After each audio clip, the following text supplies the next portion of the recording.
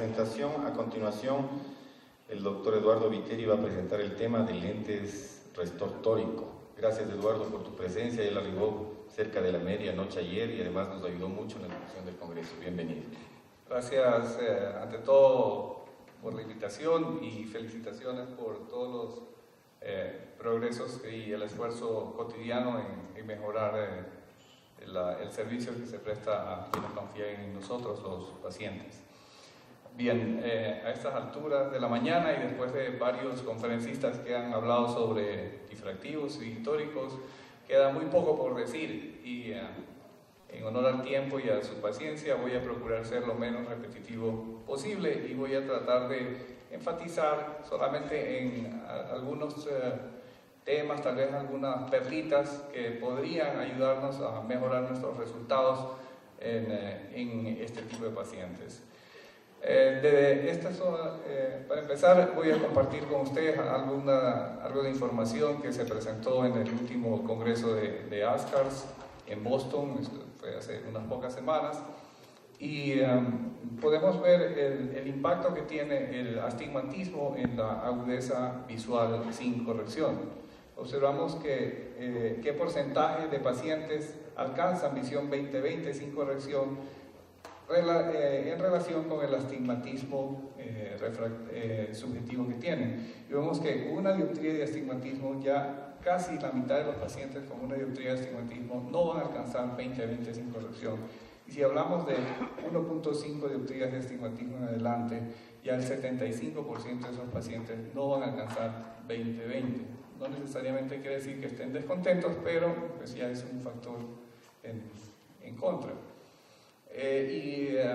¿Cuál es el efecto que va a tener el astigmatismo en la visión? Estas también fueron imágenes de simulación, porque se habla mucho de que si es mejor el astigmatismo con la regla o astigmatismo contra la regla, y aquí se mostraba el efecto de un astigmatismo contra la regla versus con la regla en visión próxima, y vemos que por las características de nuestro alfabeto, un poco de astigmatismo contra la regla tiene menos, afecta menos la agudeza visual próxima, y que lo mismo ocurre, mejor dicho, ocurre lo opuesto en visión a distancia.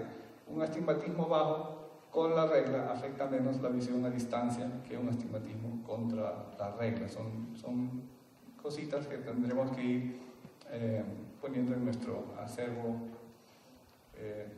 terapéutico.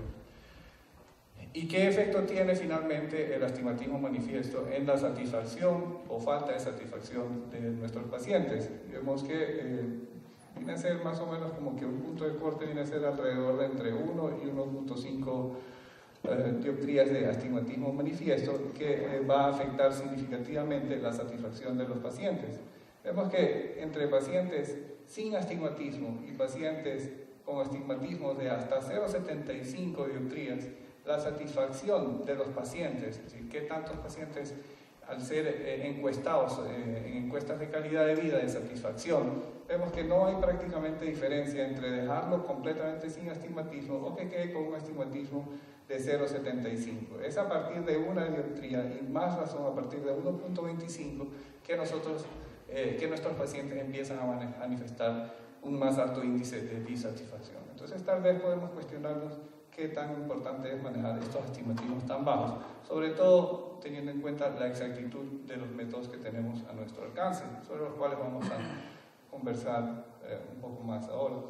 Y vemos también la frecuencia del astigmatismo, la frecuencia acumulada de astigmatismo, qué porcentaje de nuestros pacientes van a tener más de 1.25 dioptrías de astigmatismo. Vemos que alrededor del 75% al 80% de los pacientes van a tener menos de ese astigmatismo, y alrededor de entre 20 y 25% de los pacientes van a tener astigmatismos tan significativos que van a afectar la satisfacción de un resultado en una cirugía de catarata. ¿Cuáles son los requisitos que yo considero en los pacientes para plantearle la posibilidad de un restor tórico? Y es un astigmatismo corneal superior a 0.75 dioptrías, es decir, diríamos de 1 a 1.25 dioptrías, basado pues, en la información que tenemos en resultados. Y recordar que en el restor tórico únicamente podríamos corregir hasta 3 dioptrías, dependiendo por supuesto del eje. No es lo mismo, y ya se ha hablado y se han presentado nomogramas respecto a astigmatismo con la regla versus astigmatismo contra la regla. Si el paciente tiene un astigmatismo keratométrico con la regla, vamos a tratar de usar un lente de un poder un poquito menor, mientras que si el astigmatismo es contra la regla, la efectividad de los lentes intraoculares tóricos es menor y por lo tanto hay que implantar un lente un poco más, de un poder un poco mayor. Luego, la biometría, como muy bien lo manifestó Luis Alberto, la biometría tiene que ser confiable. No sirve de nada tener un lente colocado en el eje, en el meridiano que debe ser y en el poder que debe ser, si la esfera nos equivocamos en la esfera. Entonces, tenemos que tener indicadores de que nuestra biometría va a ser confiable y lo tenemos que saber por anticipado, no después de la cirugía. Para ello, uno de nuestros mayores indicadores será el que las medidas que tomemos sean consistentes y congruentes entre sí. Por ejemplo, veía en alguna de las presentaciones que mostraban los datos preoperatorios de un paciente y la keratometría del paciente en el autorrefractómetro era un poder en un eje, la keratometría en el IOL Master era otro poder en otro eje y la keratometría del subjetivo era otro poder y en otro eje. Entonces ya eso me crea una inseguridad respecto a qué poder es el que voy a corregir y en qué eje voy a poner el lente. De manera que yo me siento mucho más cómodo si tanto la keratometría, el IOL Master, la topografía me van a dar medidas consistentes en eje y en magnitud. Por supuesto, bien sea la topografía o mejor aún un estudio de Pentacam, me va a dar más elementos de juicio y poder hacer una marcación de eje confiable. Obviamente un procedimiento quirúrgico impecable, ojalá con un femto láser, ¿cierto? Eso yo creo que está en desarrollo y las bondades de la tecnología son innegables y pienso que cuando hagamos un procedimiento diferente, cualitativamente también, va a ser imposible dejar de usarlo. Por el momento creo que se pueden obtener buenos resultados con ambas tecnologías. Esta es una de las guías de las cosas que yo miro en un paciente a quien estoy evaluando para una cirugía con un lente de alta tecnología. Este es el módulo de Holaday y este grafiquito, que no se le para mucha atención generalmente, nos indica qué tan variable es la keratometría en las diferentes central versus periférica. Y idealmente debe ser bastante paralelas. Si vemos que hay una pendiente marcada aquí, bien sea en ascenso o en descenso, eso nos indica que la keratometría central y la keratometría en 3 o 4 milímetros va a ser distinta y por lo tanto la predictabilidad de nuestro cálculo no va a ser tan buena. Es un paciente en quien sí podemos considerar un implante de un lente tórico. Luego, el módulo de catarata de Pentacam ha sido una gran ayuda porque hacer un análisis simplemente cualitativo, evaluar un gráfico de una topografía y poder decir si este es un caso que reúne condiciones para un lente difractivo o no, aquí no, pues se ha facilitado bastante con los valores que nos ofrecen. Puntos de corte que por ahora son unas guías que tienen que irse validando en nuestros resultados, pero para considerar un lente tórico tenemos que ver que este valor sea muy, muy bajo y para considerar un lente de alta tecnología también el astigmatismo irregular también tiene que ser bajo, por abajo de 300 micras, ¿no? De 300 micras el valor de astigmatismo irregular. Una vez que ya hemos decidido que nuestro paciente reúne las condiciones, que tiene el dinero para comprar el lente, entonces pasamos a decidir qué lente es el que vamos a implantar y tenemos la herramienta más comúnmente utilizada, es el calculador tórico de Alcon, que tiene una serie de falencias que están siendo evaluadas por la misma compañía. Esperamos que probablemente para fin de año ya haya una nueva versión que resuelva algunos de los aspectos, entre otros la relación que existe entre el poder esférico del lente y el poder astigmático del lente. Yo creo que eso se ha mencionado varias veces. No es lo mismo un lente T5 de 20 dioptrías que un lente T5 de 28 dioptrías. Un lente de mayor poder esférico va a tener una mayor corrección también cilíndrica, y eso no es considerado en los calculadores actuales. Ahora bien, cuando nosotros entramos a este módulo, toda esta información la sacamos de la historia clínica, pero hay un dato que nosotros lo tenemos que introducir, y que es el dato del astigmatismo inducido quirúrgicamente, que es este valor de aquí. Si ustedes ven que aquí se encuentra en 0. Y yo tal vez preguntarles a ustedes, ¿cuántos de ustedes han calculado, basado en sus resultados, cuál es el astigmatismo que inducen en sus pacientes? Bien, tenemos pocas personas que están usando un valor. Okay, yo he calculado ese valor. Yo utilizo casi de rutina, yo hago una incisión en meridiano más curvo, pero casi todos los pacientes que opero tienen su meridiano más curvo es el temporal, incisiones de 2.2 milímetros, y en promedio el astigmatismo que yo induzco es de 0.07 dioptrías.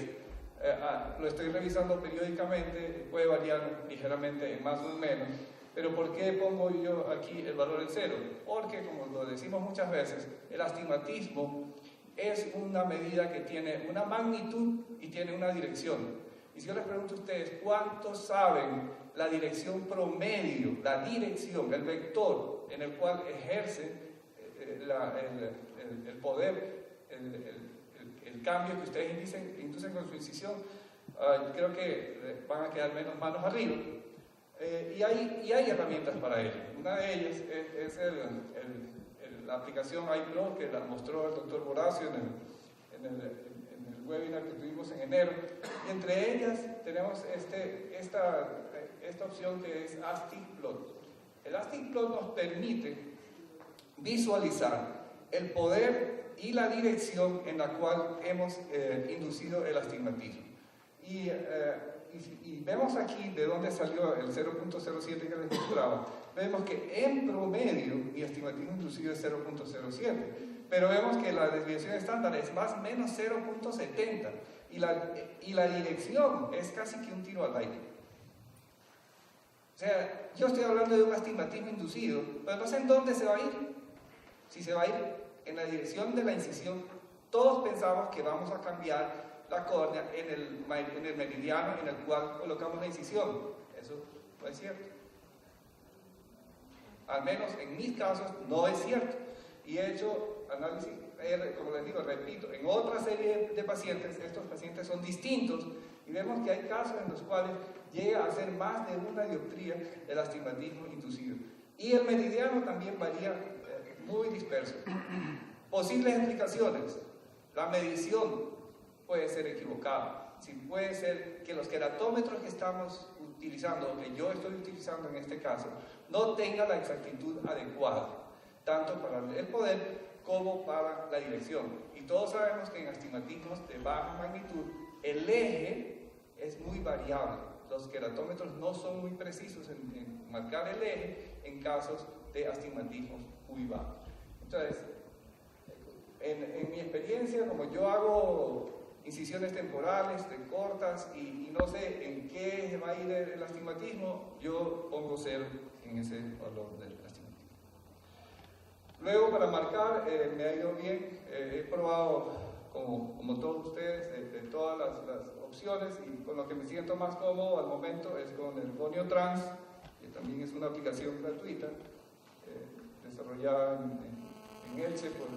Y tomando esa imagen, lo que hago es marcar siguiendo los hitos periféricos, principalmente, no sé si podemos bajar la luz para ver un poco mejor, principalmente vasos sanguíneos o pigmentaciones, ¿cierto? Y luego, de ser posible, un marcador del diámetro, aunque ya con práctica pues tal vez no es tan indispensable.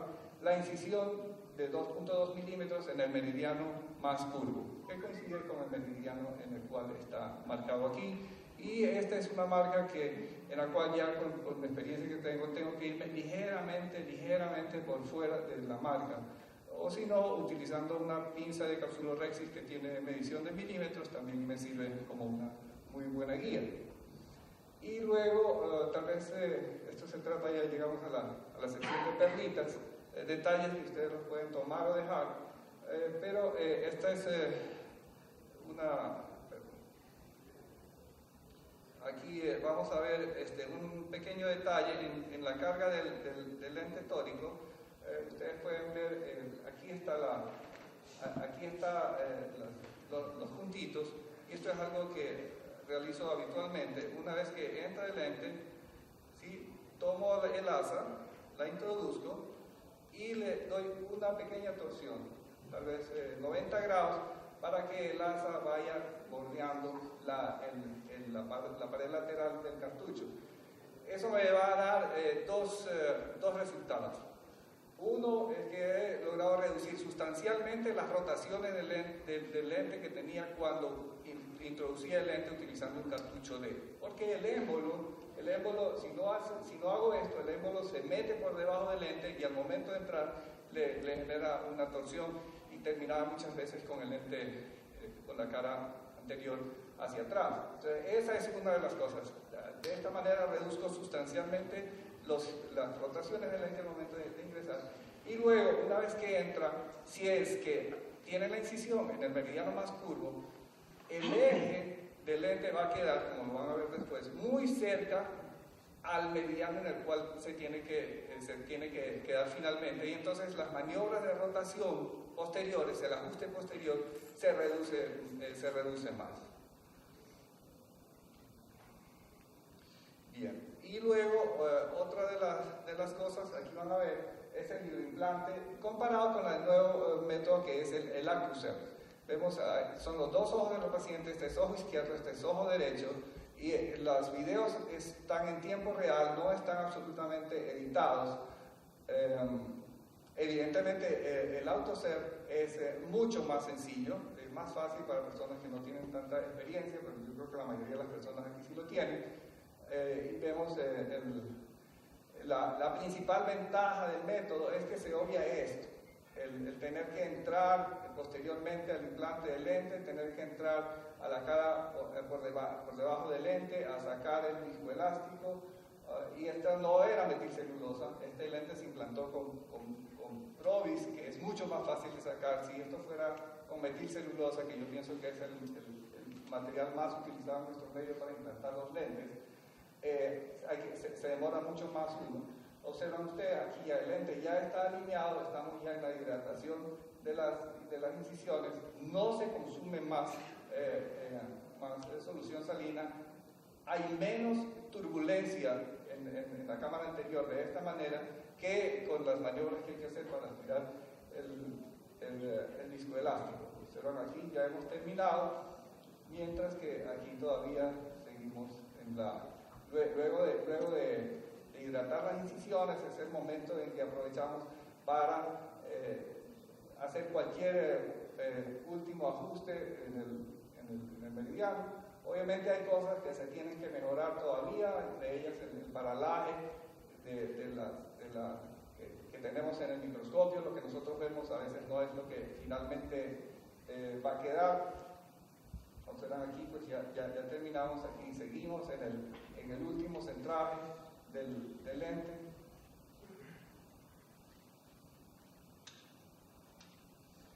Y si yo me pregunto para qué usar viscoelástico en el implante del lente, para proteger el endotelio, ¿protegerlo de qué? Si el lente va por debajo de la cánula, es importante el detalle de atravesar la cánula hasta el borde opuesto de la pupila, y de esa manera nos aseguramos que el lente se mantenga siempre alejado del endotelio. Realmente no encuentro de qué tenemos que proteger el endotelio al momento del implante del lente. Yo creo que es un rezago, un vestigio, así como, no sé, como el apéndice que lo tenemos de épocas anteriores. El implantar el lente con viscoelástico es un rezago de la época de la extracapsular. Nos quedamos acostumbrados a eso. Bien, y tal vez momentito de perlas, como ustedes vieron, yo implanto los lentes por el lado temporal y opero el ojo derecho con la mano derecha y el ojo izquierdo con la mano izquierda. Implantar el lente con un inyector de émbolo tomado de la forma como habitualmente uno piensa, que es la argollita puesta en el pulgar, puede ser bastante incómodo, hay que girar mucho la muñeca, así que lo que yo hago es que la argolla va en el dedo medio y el instrumento va empuñado, de manera que la maniobra que hay que hacer, y ustedes lo van a ver aquí en la siguiente, y esta es una parte más avanzada, vemos que lo que se hace es cerrar el puño. Entonces, no hay el control que hay de la velocidad de ingreso del lente es altísimo, no dependo de un dedo contra 4, sino de lo que va cerrando el puño. Y vemos aquí también se alcanza a ver cómo la cánula de irrigación, que es una cánula de Burato simple, debe estar atravesada hasta el lado opuesto de la pupila al momento de ingresar el lente. Finalmente, el resultado de tanto cuidado, obviamente, es que hay que evaluar los resultados que tenemos, y vemos que en este paciente que queríamos dejar el lente a 7 grados, evaluándolo también con el gonio trans, el lente quedó en 8 grados. Me parece que es totalmente razonable. En conclusión, en mi experiencia, no he podido colocar todos los lentes que hubiera querido, en gran parte por las limitantes económicas de nuestra población, pero los resultados en los lentes que he puesto han sido espectaculares. Soy muy cuidadoso al escoger los pacientes y trato de prestarle gran atención al detalle. Y simplemente para terminar, invitarlos a otro webinar que vamos a tener el martes de esta próxima semana, agradecerles a ustedes la acogida que han tenido. Creo que es una gran oportunidad que permite proyectar la oftalmología ecuatoriana al resto del continente, además de beneficiarnos de una forma muy asequible de la generosa contribución de profesores en el exterior. Actualmente la Asociación Panamericana no solamente nos facilita, sino que también coauspicia los eventos que estamos organizando a través de SEXA y de la Sociedad Ecuatoriana, con quienes estamos planeando varios eventos para el resto del año. Pero por ahora, martes 3 de junio, 8 de la noche, serán más que bienvenidos. Muchas gracias.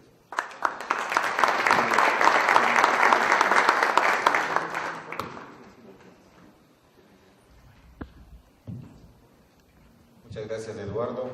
A continuación, el doctor Claudio Orlich va a presentar el tema flujograma de los pacientes operados de catarata con láser.